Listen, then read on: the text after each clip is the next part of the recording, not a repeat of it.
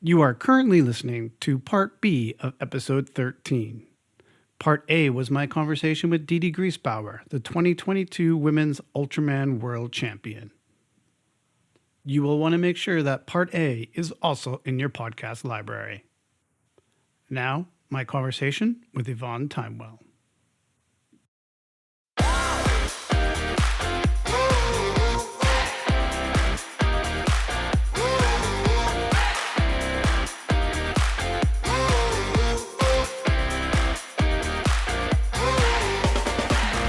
You're listening to 515, the Ultra Podcast, the show that invites you into the lives of people who make up the Ultra family.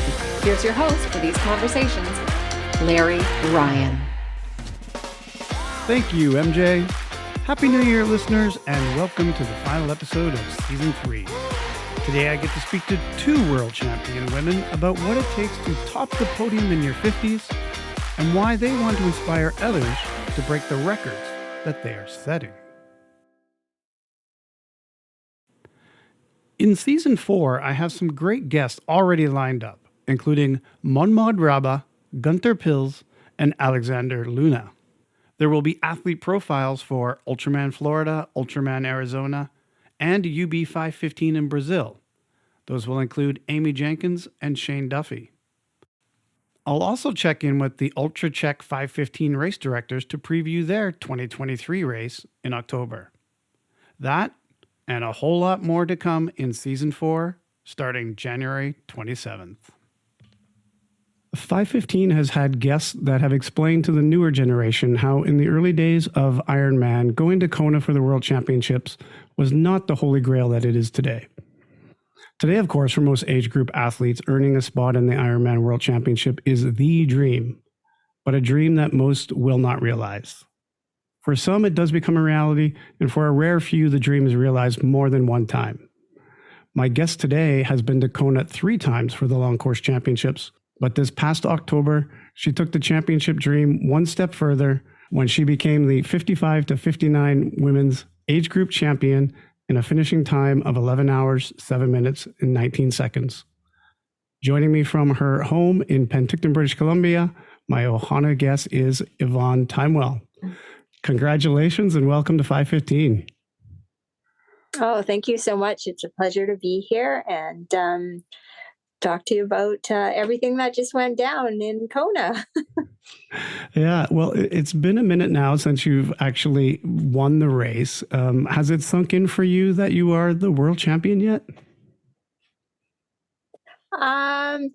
Actually, just about 2 weeks ago, Penticton Triathlon Club had their annual social, so they kind of had a nice surprise for me, and that's kind of where it sunk in, because when I got back from Kona, I was fairly sick, so it took time to recover there, so I didn't really get to celebrate it with anyone.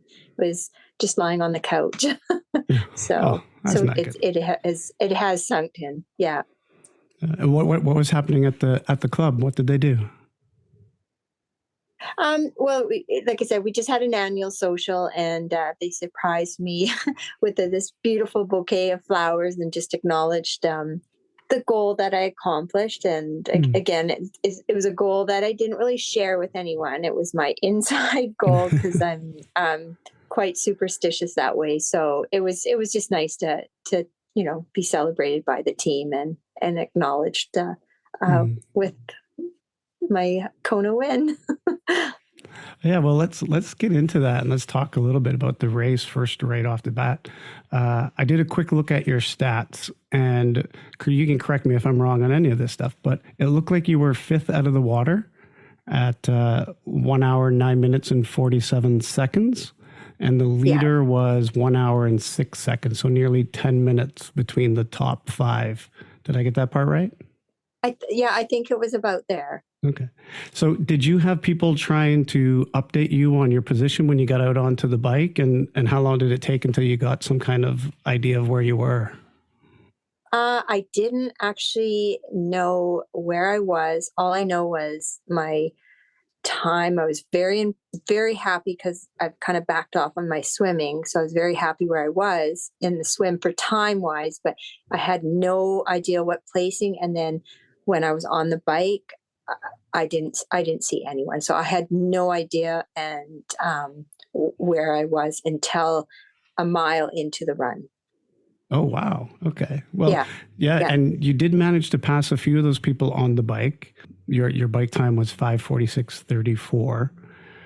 So were those kind of the times that you were aiming for then? You said you backed off on your swim purposefully, and is that where you want to be? I didn't. I guess I backed off sort of on my train swimming, so I didn't train as hard as I did in the past. So my swim time, I was super impressed with. So I was to be under 1:10. I was kind of got out of the water. I mean, a couple of peaks when I was in the ocean, I'd get and looked at my watch and see, and I was like, wow, I think this is going to be a good time for what I thought. But and then the bike and run time, like I always jot down before the race kind of what I think I'm capable of doing, and I knew it was going to be windy and hot, so I was pretty good, and I was within 5 minutes of guessing my overall time.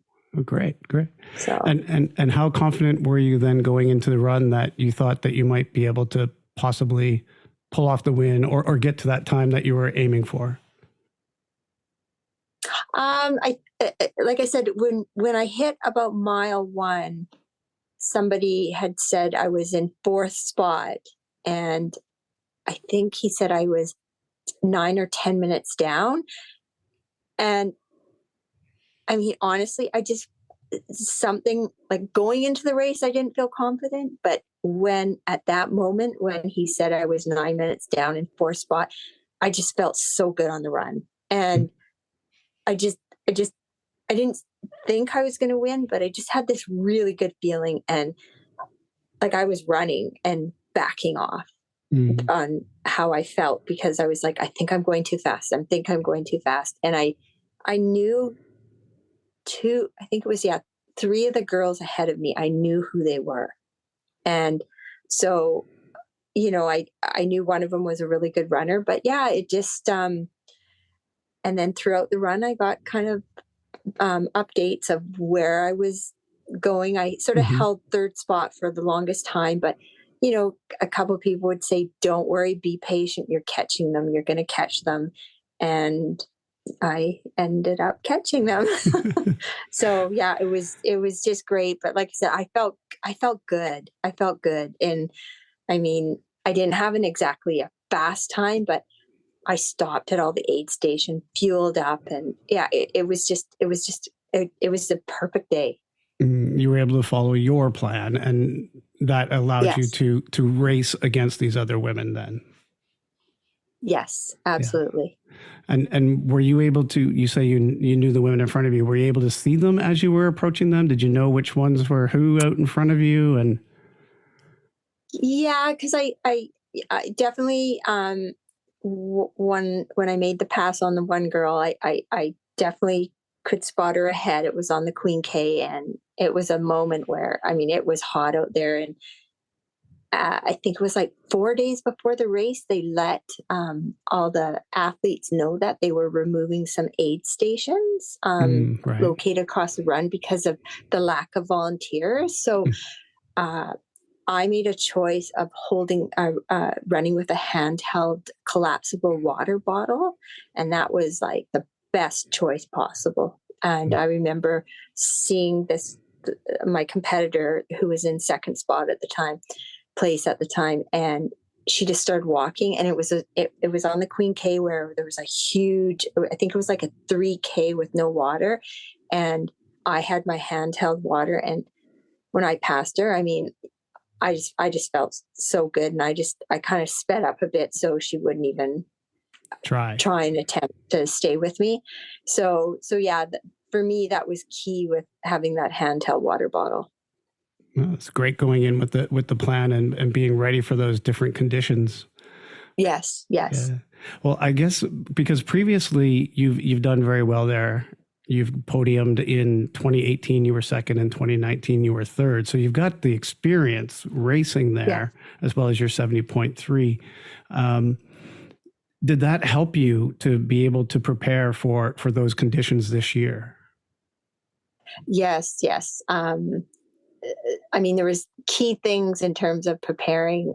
2019, I was pretty injured. So I had a heel fracture, a little hairline fracture in my foot in 2 places. So the running part was very difficult. I got through it. Obviously, I had a great race and still podium. But this year, I trained injury free, and I was very cautious. I backed off and everything. I didn't overtrain. I was actually undertrained, and I think that was key for me. I think it's key for everyone. You go in a race undertrained and you perform, but you go in overtrained and the results are worse.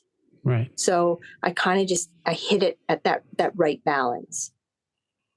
Yeah. Now, as you're going down and finishing off this race this year, at what point did you get into the lead? So it's the Energy Lab. It's totally famous for where it just eats people up. As soon as you come out of the Energy Lab, that's when the race begins. And right. I was at the out and back on where the Red Bull station was, and I saw her, and I think she only had like less than 30 seconds, and it was sort of a little out and back. And I remember when I saw her, and I turned my race bib around so she couldn't see it's just those little things, right? Because I didn't know if she would pick up the pace, and made the turnaround, and I saw her go to an aid station, and she kind of just ran right through it, took a glass of water, and I stopped, filled up my water bottle, and within a minute, I think I passed her. And there was another little out and back in the Energy Lab. It was new this year. And I remember when I did the turn thinking I'd see her, and I think I already put a minute on her. And I felt so good. And I just knew at that point I'd had it. And nobody was in there giving me splits at that point, because a lot of spectators, they basically wouldn't let them come through a certain point after right. Queen K. For the road closures. So, yeah. So when I passed her there, like I said, I felt so good, but I didn't think I was, that win wasn't solid. Right. It wasn't solidified yet, because I didn't know who was behind me, if anyone else was chasing. And at that point, you couldn't keep track of numbers. Right. Yeah. So a couple times I was running scared because I had some low points, but yeah. Well, it sounds like a really exciting race that kind of all put itself together for you, and yeah. and you had the wherewithal to turn the number and to make the right stop because of the aid stations being spaced out, and just using some of that veteran savvy of yours to get you through it. So what was it like then when you finally got to Ali Drive, and then the drums are pounding and the crowd is cheering and all that atmosphere, and you're pretty sure that you've got this win now, and you're going to go down there as a champion? Did it feel different than the other times you've gone down there? Were you able to soak it in?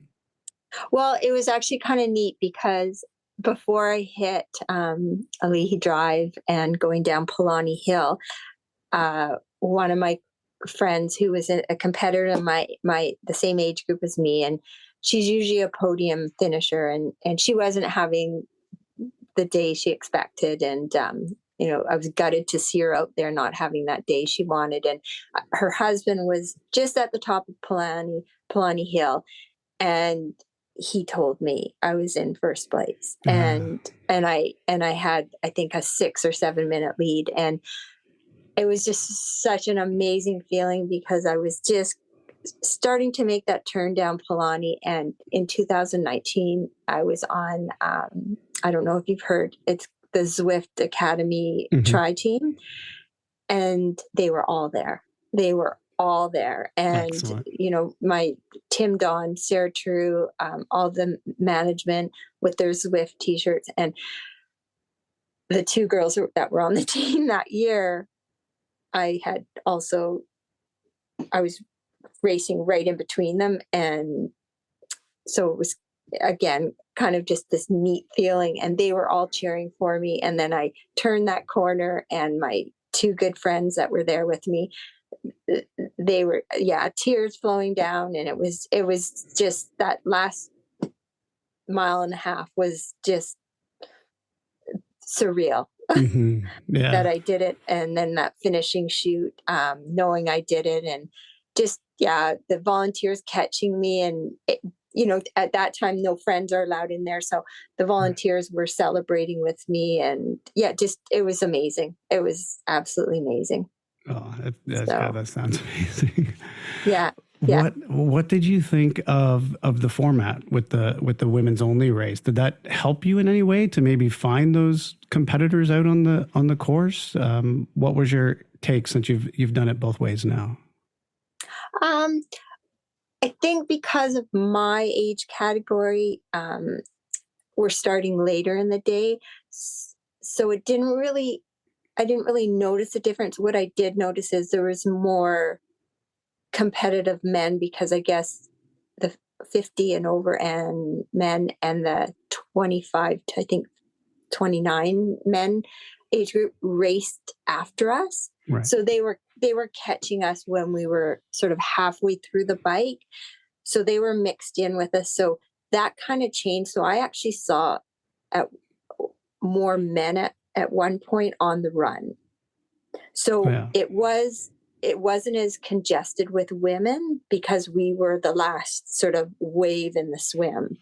So I wouldn't say for me it really changed anything, but I think maybe the women that were in the front waves, it changed things and dynamics for them, not having as many men around. So it definitely changed the dynamics on the bike, because a lot of men had passed women who, unfortunately, you're going to get it in every race, where you have that controversy of, women jumping on the men to get a free ride. Yeah. So I unfortunately saw a lot of that, but it happens. Yeah. So. And overall, what was the take of the women that were at the race? Did you have that conversation as to how they thought it was good to have their own race or not? Yeah, I think it was good to have our own race, but I mean, maybe I'm just kind of nostalgic. I just like it the way it was before. Yeah. But again, I think with that 2-year hiatus of, Kona not happening, with the numbers, they had to find a way to accommodate everyone, and they did pull it off. Don't get me wrong. It was great, but there were some sacrifices they had to make, which unfortunately affected us. Right. So for next year, I'm sure if they keep it a 2-day format, there'll be some tweaking. But other than that, I have nothing but positive things to say about both races I've done and how they've done it. So, right. Yeah.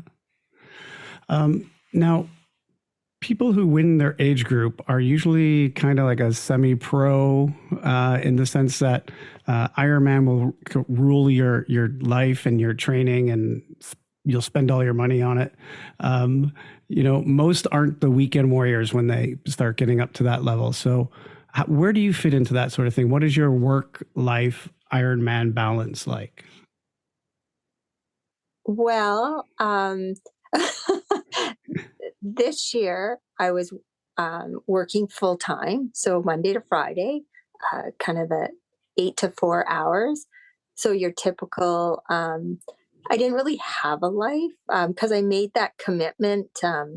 I really wanted to go all in for one more year. And this was the year I aged up, but I was still 54. So I turned 55 in December. So this is like the perfect scenario. But my husband was on board with it. My son, he's at university, so it didn't really affect him. But so yeah, I was all in, and it was basically 6 a.m. at the pool, kind of that 3 days a week, then rush to work and come back and, meet up with my group either where I run or cycle. And it was just a really consistent schedule.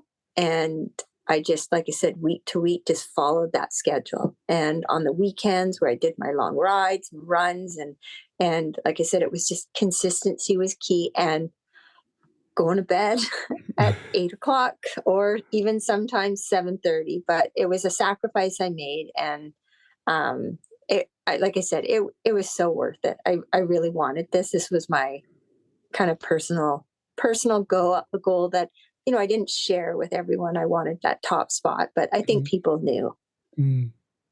So. And back in 2019, when you were racing with the Zwift team, how was your volume different that year?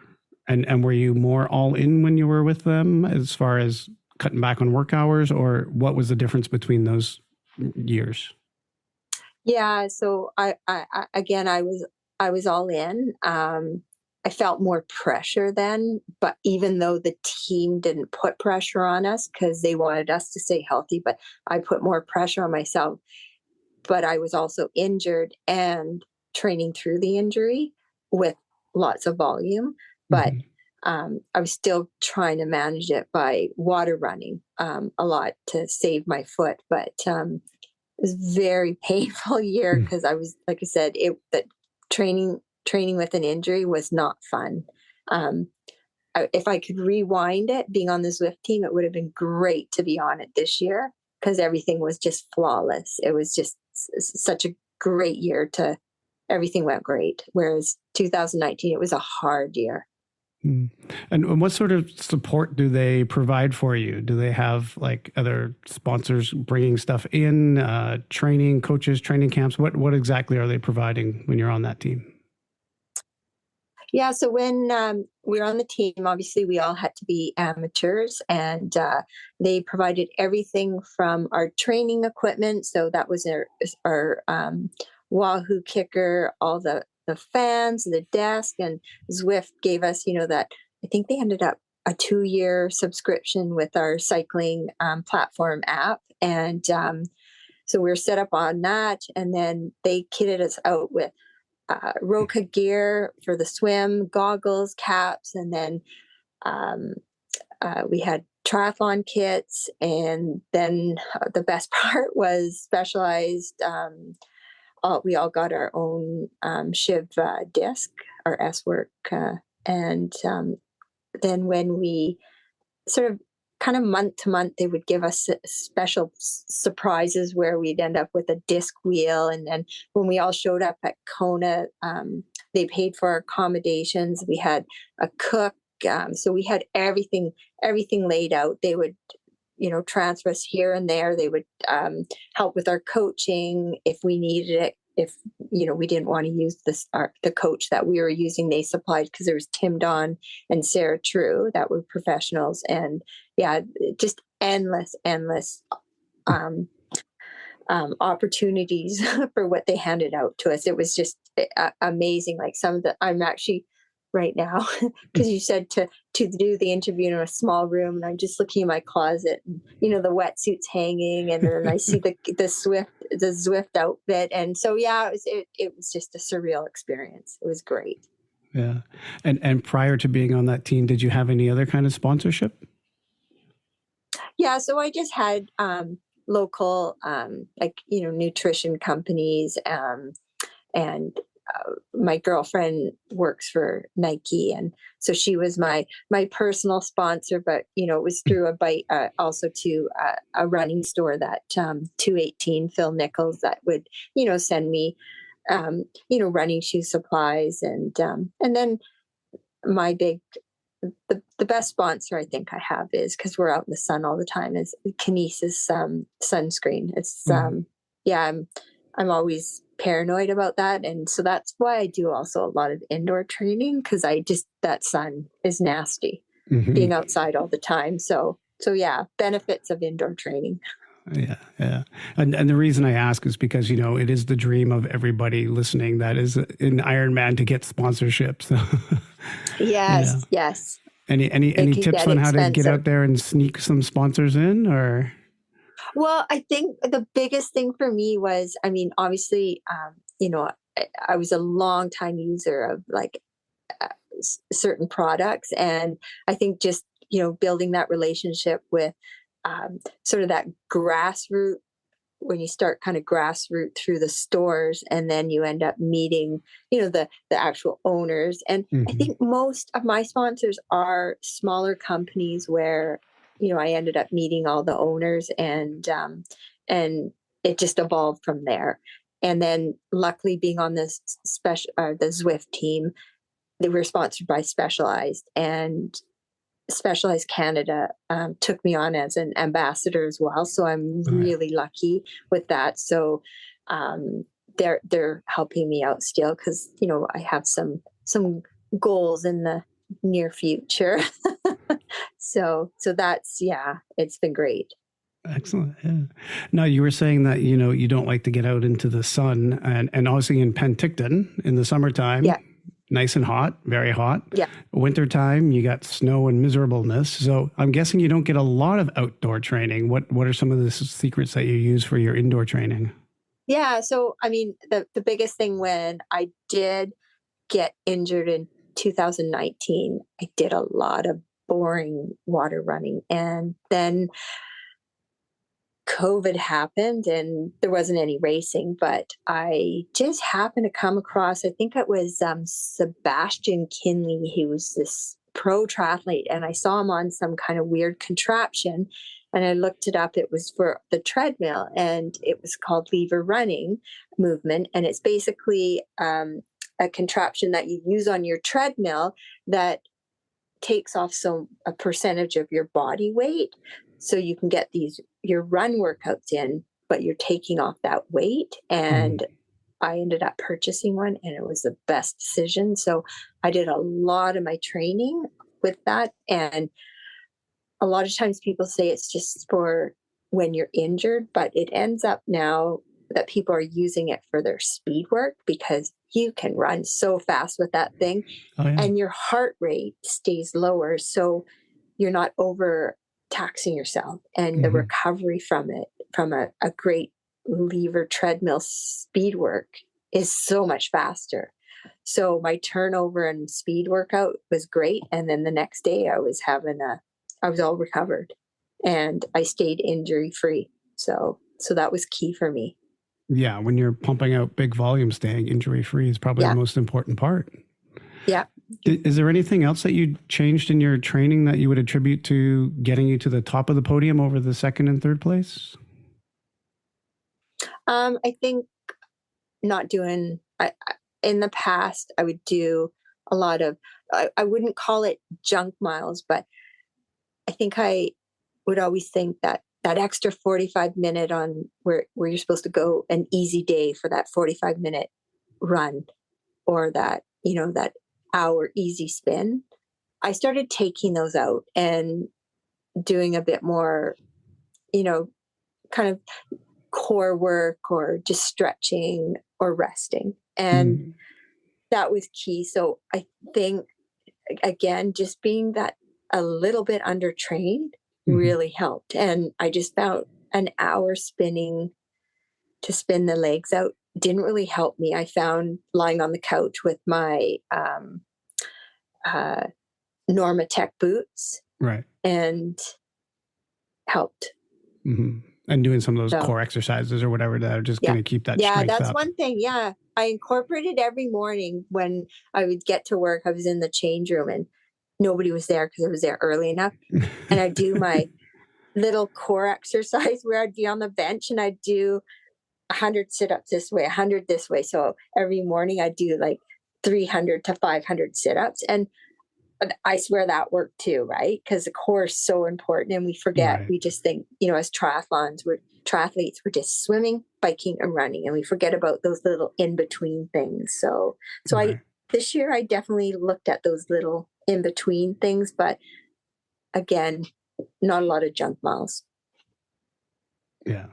And I think probably a lot of amateurs, they do go way too high on the volume. Right. They always think that that's going to help them more, where, like what you're saying, the rest or the exercise outside of swim, bike, run are just as important. Yeah.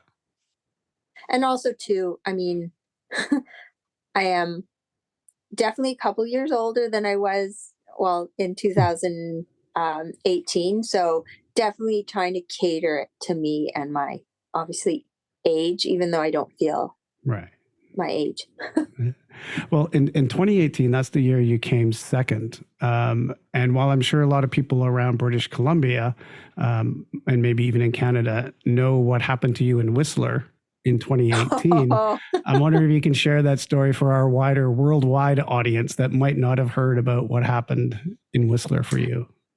Yeah. So I decided I was turning 50 and I've kind of been out of racing for a bit. And my goal was to try and go to Kona. I had never been to Kona Ironman Hawaii Championship. So 50 is my year. I registered for Ironman Canada or Ironman Whistler, trained super hard, was the fittest of my life, and I nailed it. I went into that race and I think I was leading by like 20, 25 minutes in my age group. And I think I was even in top 10 overall. And I was running down the finishing chute, just so happy. I'm going to Kona. And my son, he was out mountain biking with some friends and he came to the finish line to surprise me and he jumped over the fence and he started running beside me and crossed the finish line with me. And it had been years, like years since I had done an Ironman. So maybe we're a different type of family where we don't really talk about Ironman at dinner table because we're busy doing other stuff. Well, I guess there's a rule. You don't cross the finish line with your family. That used to be a thing in the past. And I actually have a couple of pictures of me crossing the finish line with my son when he was younger. So yeah. And once he crossed, we were celebrating and some other friends we saw. And then probably about, I think it was an hour after the race, a friend said something. Did you hear what happened? And I was like, no. And she says, oh, you were disqualified. And I just kind of looked at her and I'm like, why? And she says, because you're a family member crossed the line. And I just remember just instant distraught and tears. And yeah, it was just an awful feeling. And I remember turning my phone on and I think I had hundreds of messages and I just couldn't believe it. And I remember going back we did end up trying to get a hold of the race director right away to try to put in an appeal. And she basically said, come see me the next morning. And so what an awful night that makes for. Yeah. Yeah. And so I went to see her the next morning and it was right away. No, you're not going to get a spot to Kona and we're not going to reinstate your results. We've decided, rule's a rule. And I remember my husband and I went for a hike and we were at breakfast and they were giving out the awards and you could just hear, like I couldn't see, but you could just sort of hear it going on in the background. Right. And I was like, yeah, I don't need to go to Kona. I never wanted to go to Kona. And that was just, a bad attitude. And I'm like, let's go to Moab. Let's go on a biking trip in October. And as I was kind of dissing the whole Ironman scene, my phone rang. And I kind of looked at it. It was a number I didn't recognize. And I answered it. And it was a race director. And she was granting me a spot to Kona. My results would not be reinstated, but she just thought from the performance, I guess a few people had looked at the performance I had and looked at the video of my son crossing the finish line with me.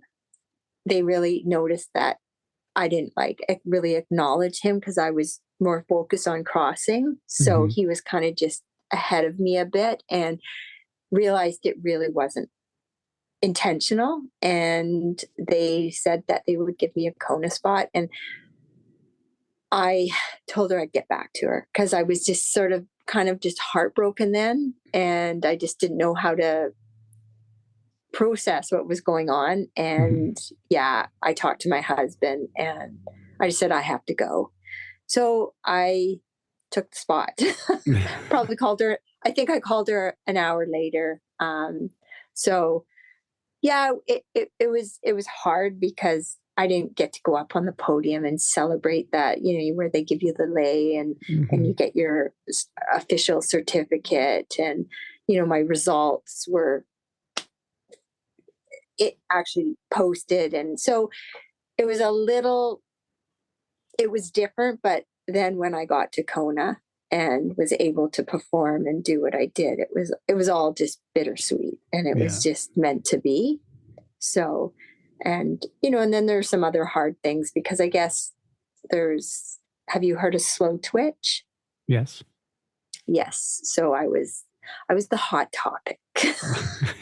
And I was the hot topic, and of course I wasn't going to read it, but of course we do. And some of the things that were said were very hard to hear, because, they were very judgmental about what happened, and all just because my son just jumped over the fence and crossed the finish line. So we laugh about it.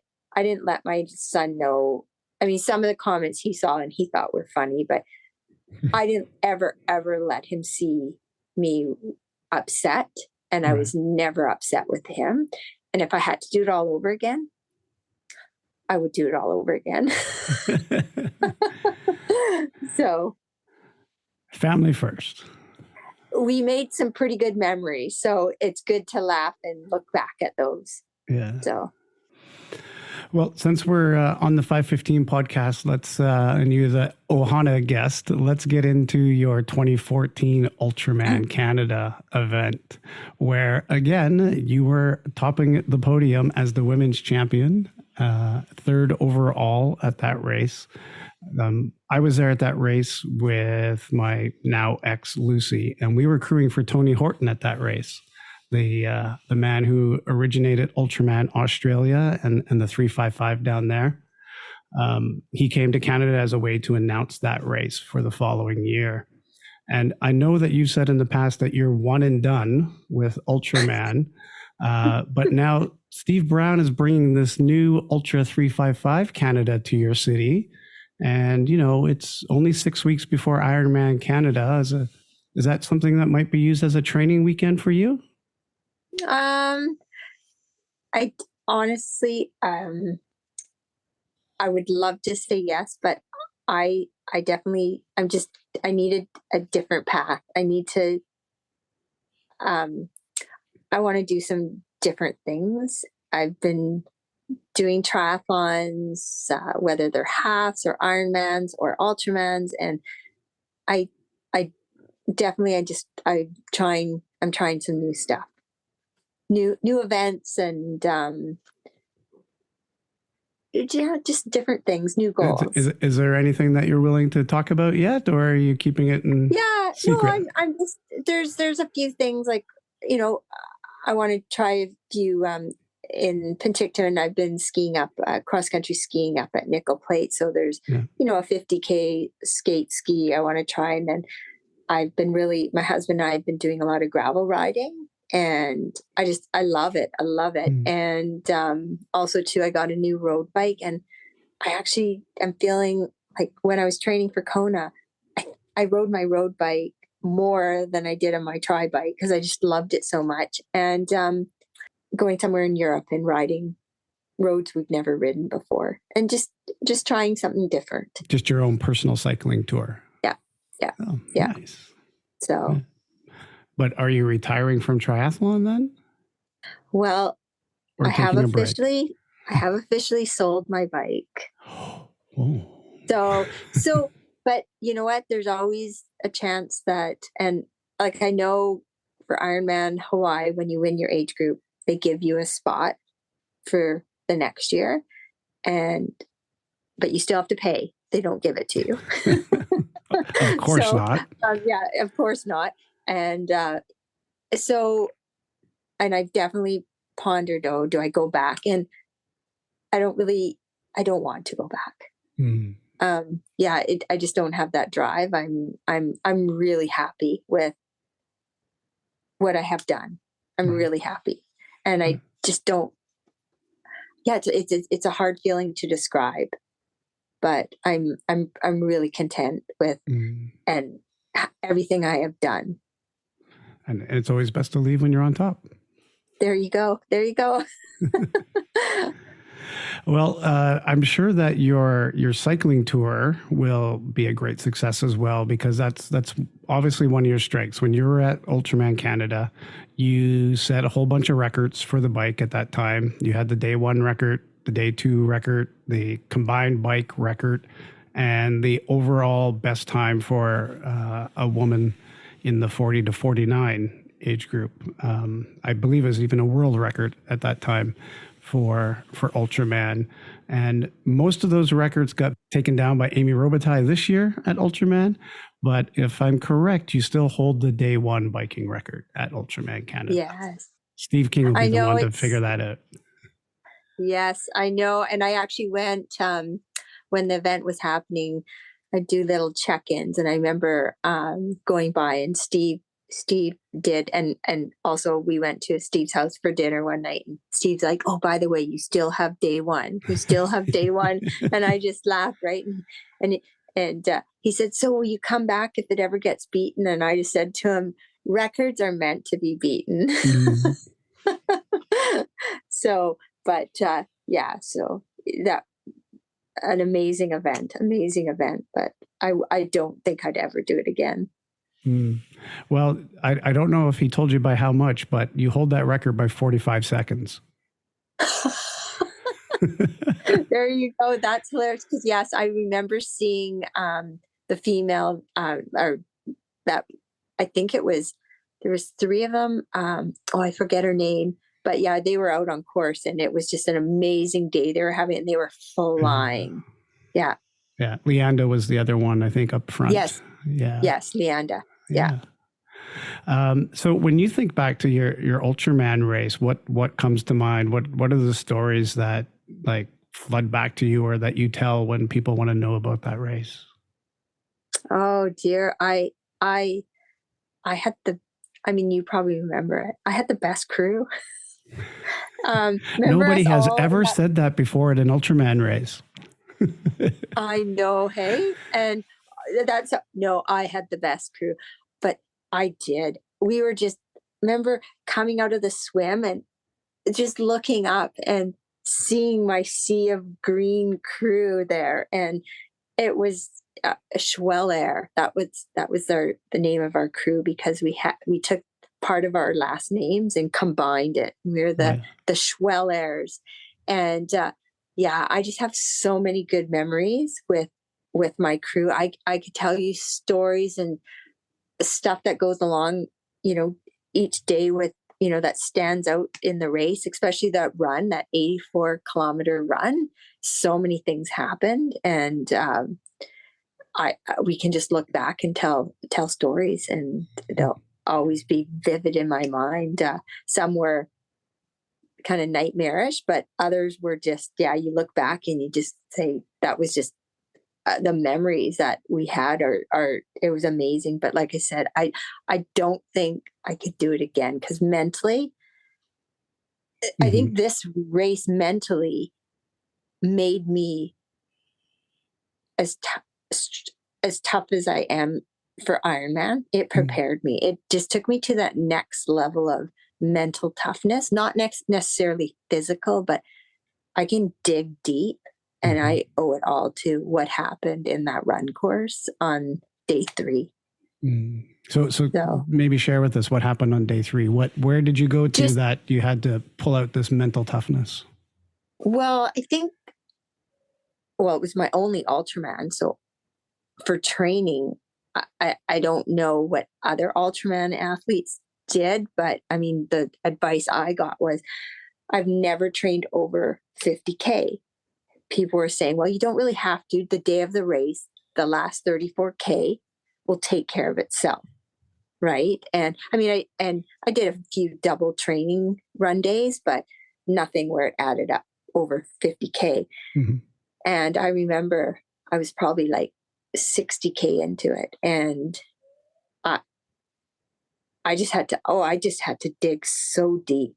It was just, I can't, it's almost hard to describe, but just these blank thoughts and to just overcome little things that were deterrents that were amplified, but they weren't that big. Like I remember we were running and my husband and a bunch of other people came to find us on the course. I think I had probably about 20K left. And I was just running. And I think my crew behind were flagging them down to tell them to go away because they knew how irritable I was. And I remember they were all at one point lined up on the side of the road to give me my drinks because it was just like water, Coke, and Coke had to be passed in my right hand and water in my left hand. And my husband thought he would come and help.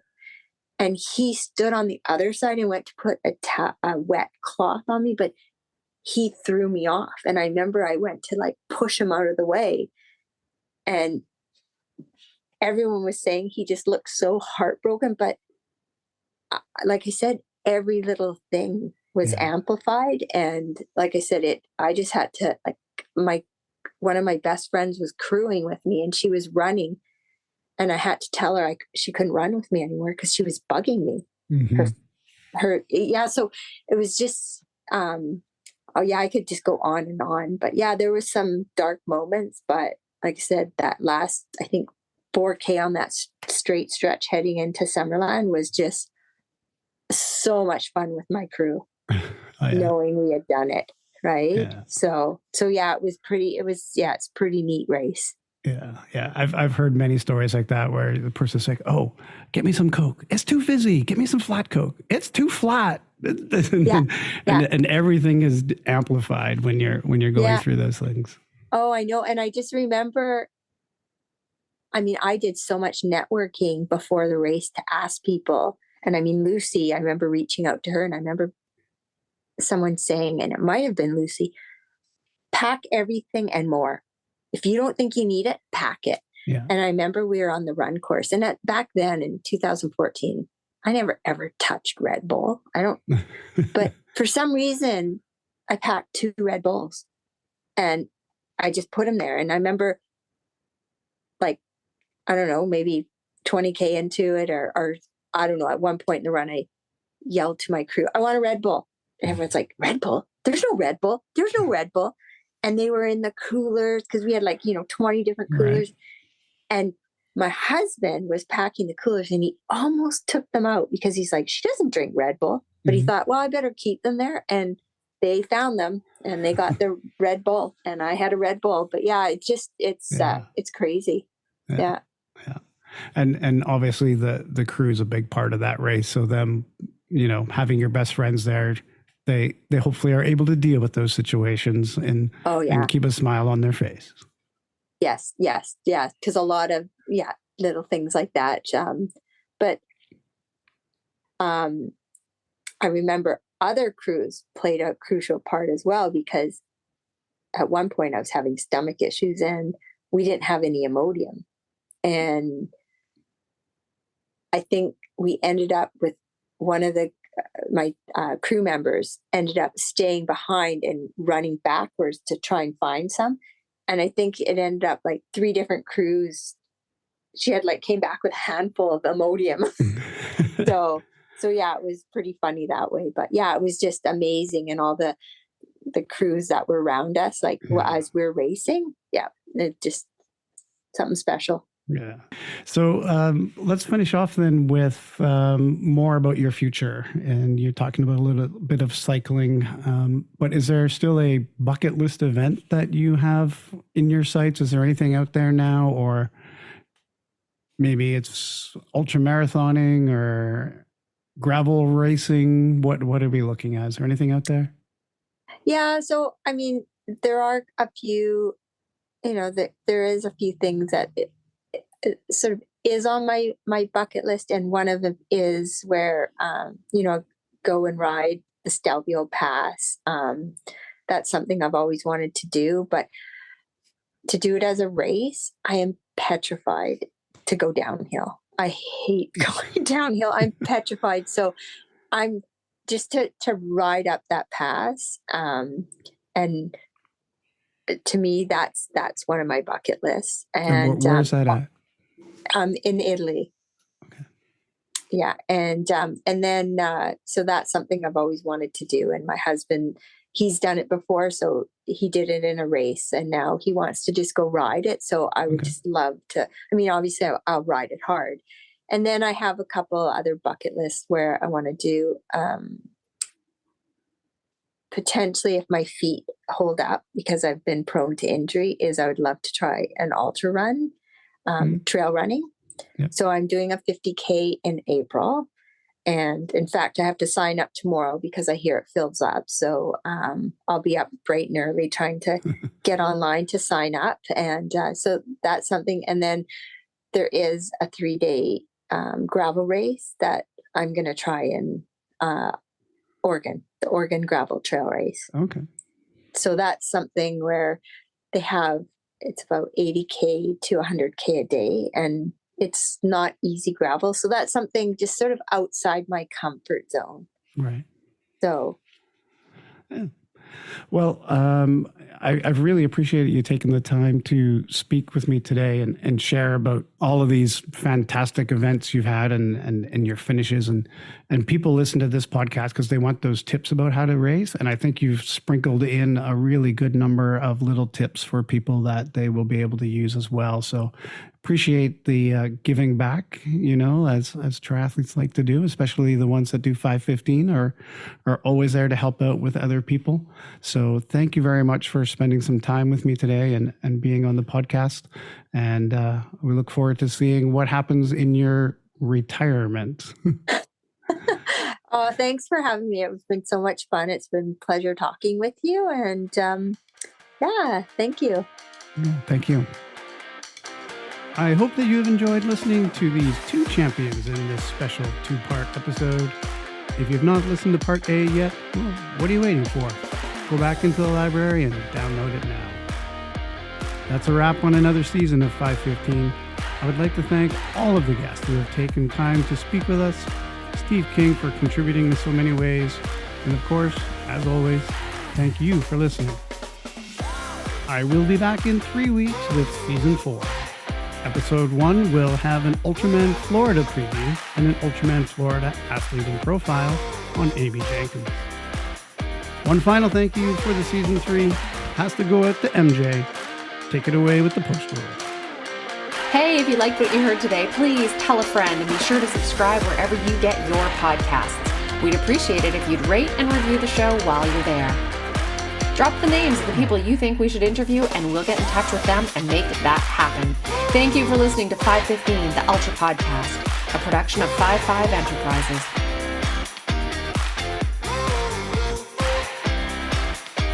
Now really, go subscribe now before you forget.